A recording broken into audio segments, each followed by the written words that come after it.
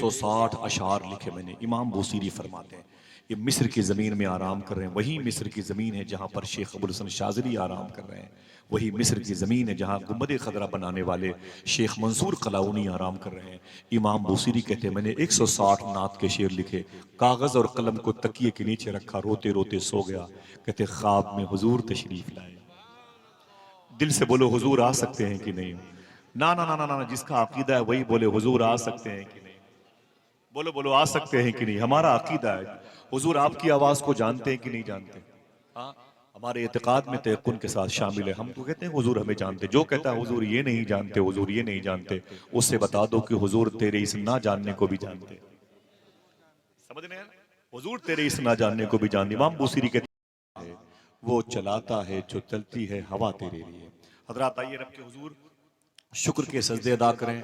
हुजूर गौसे आजम सरकार के शहजादे ने इस महफिल को ज़मीन से उठाया, आसमान की बुलंदियों के हवाले किया, इसे कबूलियत की राह का रास्ता बताया, इस पाकीज़ा मजलिस को साहिब मजलिस के पाकीज़ा अगराज़ व मकासद के उसूलियामी का सामान बनाया। उनके शहजादे शेख यहिया जिलानी यहाँ पर बमुश्किल 8-9 साल के हैं। वो तशरीफ़ फरमा हैं।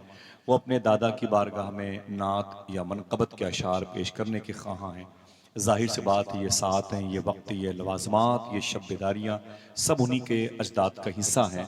मैं बड़े अदब और एहतराम से शेख यहिया जिलानी से गुजारिश कर रहा हूँ माइक पर तशरीफ़ लाएँ, चाहे नस्र में नज़्म में, अपने बुज़ुर्गों की बारगाह में वो इजहार मोहब्बत का जो पाकीज़ा उनको ये मंजरनामा मुयस्सर आया है फ्रेम की सूरत में, इसमें वो अपने ख्यालात की तस्वीर को चस्पा करें। अस्सलामु अलैकुम वरहमतुल्लाहि वबरकातुहू। माशाअल्लाह। पढ़े दुरूद शरीफ अल्लाह रब्बु मुहम्मदिन सल्लल्लाहु सल्लल्लाहु अलैहि अलैहि वसल्लम वसल्लम व नहनु नहनु इबादु इबादु मुहम्मद सल्लल्लाहु अलैहि वसल्लम। आँखों का तारा नामे मोहम्मद, दिल का उजाला नामे मोहम्मद, सल्लल्लाहु अलैहि मोहम्मद, सल्लल्लाहु अलैहि मोहम्मद। दौलत जो चाहो दोनों जहां की, दौलत जो चाहो दोनों जहां की, कर लो वजीफा नामे मोहम्मद, कर लो वजीफा नामे मोहम्मद। अपने रज़ा के कुर्बान जाऊं, अपने रज़ा के कुर्बान जाऊं, जिसने सिखाया नामे मोहम्मद, पूछेगा मौला लाया है तू क्या, बहुत अच्छे भाई, वाह। पूछेगा मौला लाया है तू क्या।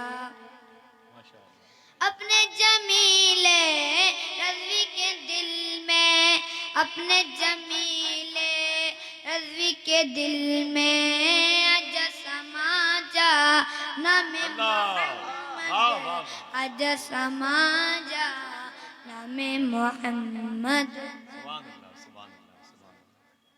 है छोटा मुंह मगर नूरे खुदा की बात करते हैं। ये आले मुस्तफ़ा हैं, मुस्तफ़ा की बात करते हैं। कोई पूछे अगर जंगल में मंगल कैसे होता है तो ये फौरन वहाँ अहमद रज़ा की बात करते हैं। हजरात अभी देखें ये मुबारक जो साया शफ़क़त है हुज़ूर गौसे आज़म सरकार के शहज़ादे के हिस्से मुयस्सर आई। अभी इतनी उम्र ही क्या है, हमारे बच्चों की घरों में जो इतनी उम्र होती है वो डबल बेड की चादरों को फाड़ने की होती है, सिंगारदान पे खड़े होकर बच्चे पेशाब करते हैं। लेकिन अल्हम्दुलिल्लाह रब्बिल आलमीन देखें हुजूर से ये शबाहत मियां शाह साहब क़िबला ने जो बयान फरमाया ना, तरबियत तरबियत तरबियत, जो उनकी गुफ्तगू का तकरीबन 90% आज का मौजू रहा है, अच्छी तरबियत अच्छी तरबियत अच्छी तरबियत। ये उनके अपने सगे बेटे हैं। इस वक्त माशाल्लाह वो दूसरे पारे हिफ्ज की तरफ दौड़ते हुए चले जा रहे हैं माशाल्लाह। जरा मोहब्बत से कह दो सुभान अल्लाह। एक पारा शुरू से आखिर तक इनके सीने महफूज है, दूसरे पारे की हुसूलियाबी के लिए कोशा है। अल्लाह इनके सीने को जो इनके ज़मीन पर आने से पहले रूहों की दुनिया में रोशन किया था, अब वो बज़ाहिर वो रोशनी और हमारी और आपकी आंखों को खीरा करने के लिए नज़र आने वाली है। मैं मुबारकबाद पेश करता हूँ उनकी अजमत से। हर एक ऊंचाई पीछे रह गई, शेर सुनने के आदी हैं तो सुन लें, लेकिन दाद बाद में दीजिएगा जब भाई शब्बीर बरकाती आएंगे। मियाँ बैठे हैं, डॉक्टर साहब बैठे हैं कि उनकी अजमत से हर एक ऊंचाई पीछे रह गई, इस कदर याद आए वो तन्हाई पीछे रह गई। उनकी अजमत से हर एक ऊंचाई पीछे रह गई, इस कदर याद आए वो तन्हाई पीछे रह गई। रहनुमाई कर रहा था किस कदर इश्क रसूल, दौलते दुनिया जो हमने पाई पीछे रह गई। रहनुमाई कर रहा था किस कदर इश्क रसूल, दौलते दुनिया जो हमने पाई पीछे रह गई। इससे पहले और भी लोगों ने नाते मनकबतें और बहुत सारे अशार पढ़े। अबरार काशिफ की एक हमदी अशारी पढ़ी गई। शायरी जो है ना वो दिल की आवाज़ का नाम है, सोज़े दुरूं का नाम है। ये दिल की कैफियत का वारदात कल्बी है। शायरी मेहनत के बलबूते पर होती है तो मशहूर होती है, लेकिन अगर अता की बुनियाद पर होती है तो मकबूल होती है। आप यहाँ पर बिला वजह नहीं बैठे कि आप घर में जमीनें नहीं है, बेड नहीं है, बिस्तर नहीं, चादरें नहीं है, घर से भगा दिए गए। ना ना ना ना, कोई बेस है, कोई रीजन है, कोई सबब है आपके बैठने की वजह क्या है। मैं एक बात बताता हूँ, छोटी सी 1 से 1.5 मिनट की बात है, उसके बाद मुझे ना सुनना है और आपके कदमों के नीचे बैठ के सुनना भी है, उसे देखना भी है। लोगों ने कह रखा है कि ये मोहतरम शब्बीर बरकाती साहब बिलाल हबशी रज़ी अल्लाह तआला अन्हु की औलादों में से हैं। नहीं, ये उनका अपना हुस्न ज़न है। वो तो इथोपिया की ज़मीन पर पैदा हुए थे और मदीने मुनव्वरा में हुजूर की गुलामी अख्तियार की, और ऐसा आशिक सादिक ज़मीन के जजीरे पे न देखा गया। और फिर मुल्क शाम के एक अजीम शहर जो वहाँ की राजधानी है, जिसे दमिश्क कहते हैं, वहाँ एक अजीम कब्रस्तान है जो बाबू सगीर कब्रस्तान है।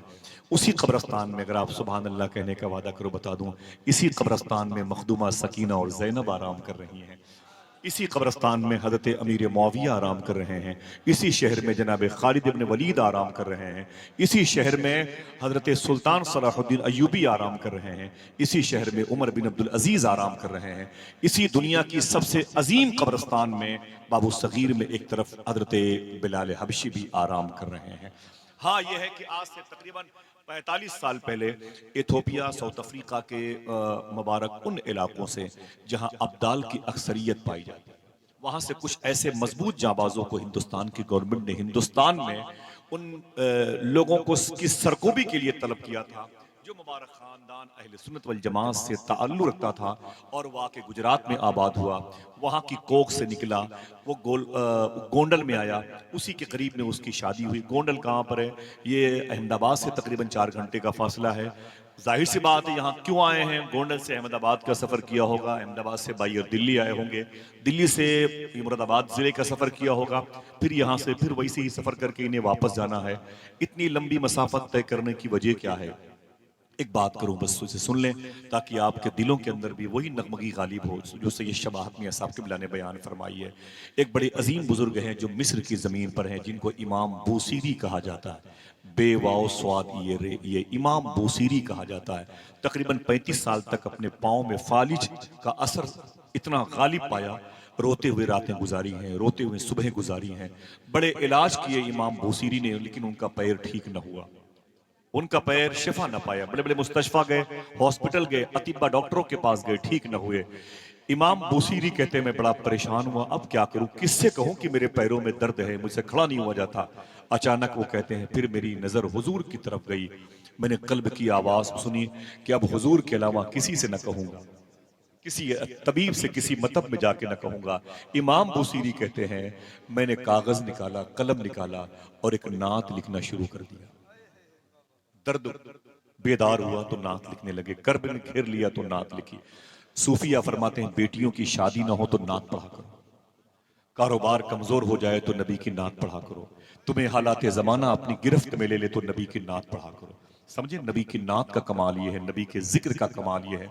बकौल सूफी सुल्तान मियां, हुजूर के जिक्र का कमाल ये है कि हुजूर की मौजूदगी में होता है। इस जुमले को याद रखिएगा। इमाम बूसीरी कहते हैं मैंने नात लिखनी शुरू कर दी। अगर खुश होने का वादा करो बता दूं, अभी वो कहते हैं कि मैंने तकरीबन 160 अशआर लिखे थे।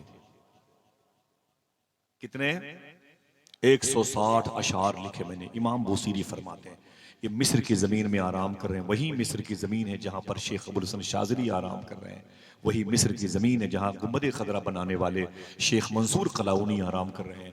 इमाम बूसीरी कहते हैं मैंने 160 नात के शेर लिखे, कागज़ और कलम को तकिए के नीचे रखा, रोते रोते सो गया। कहते ख्वाब में हुजूर तशरीफ़ लाए। दिल से बोलो हुजूर आ सकते हैं कि नहीं। ना ना ना ना ना, जिसका अकीदा है वही बोले हुजूर आ सकते हैं कि नहीं। बोलो बोलो आ सकते हैं कि नहीं। हमारा अकीदा है हुजूर आपकी आवाज को जानते हैं कि नहीं जानते। हाँ, हमारे एतकाद में तयक्कुन के साथ शामिल है। हम तो कहते हैं हुजूर हमें जानते। जो कहता है हुजूर ये नहीं जानते, हुजूर ये नहीं जानते, उससे बता दो कि हुजूर तेरे इस ना जानने को भी जानते। समझ रहे हैं? हुजूर तेरे इस ना जानने को भी जानते। इमाम बूसीरी कहते मेरे ख्वाब में हुजूर आ गए। जब मेरे आका सल्लल्लाहु अलैहि वसल्लम आए तो मैं वही नात हुजूर के सामने पढ़ने लगा। मेरे आका ने क्या फरमाया, मैं रोने लगा, मेरी आंख से आंसू निकले, मैं चुप हुआ तो हुजूर ने क्या फरमाया, बोसीरी जो नात तुमने लिखी है मुझे भी सुनाओ। ये चंद आवाजें आई हैं, इन आवाजों को मजबूत करो। मुझे अच्छा लगता है, क्या हंगामा शायरी है वो, बड़ी दुनिया देखी गई।